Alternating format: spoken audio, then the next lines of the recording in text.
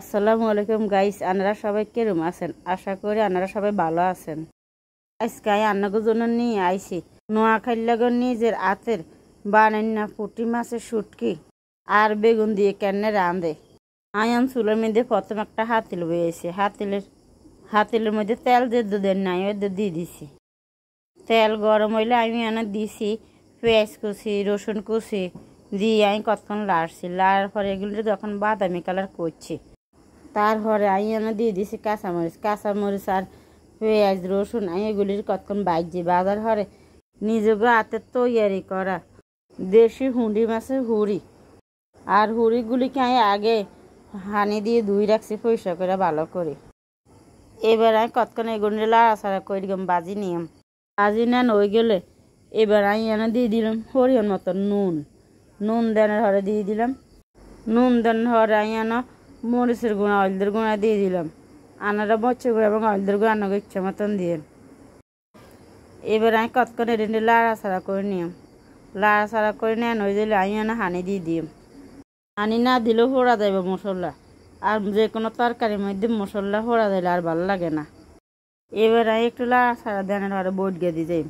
একটু হরে আমি একটু লাড়া দিম আর একটু আদা দিম। আদা নোয়াখালীরা শুটকি তরকারির মধ্যে দেয়, কারণ যে কোনো রান্না করলে তরকারি হরা যাইলে আর ভাল লাগে না।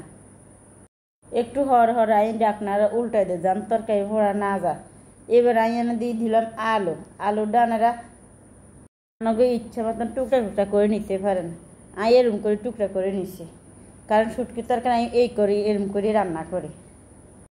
আর যে কোনো শুটকি তরকারি আর কাছে অনেক ভালো লাগে, তবে শুটকি আমি বেশিরভাগে বেগুন দিয়ে খাই।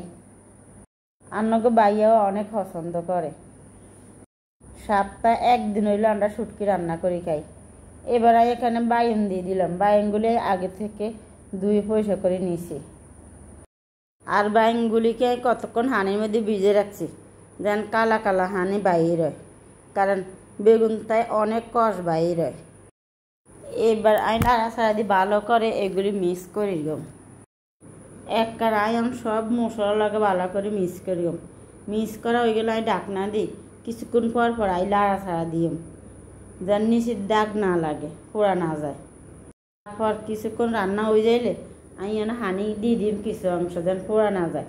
এবার আমি হানি দিয়ে যে সিদ্ধ করে নিম। একবার শুকনা আমি ভাজি করি গম।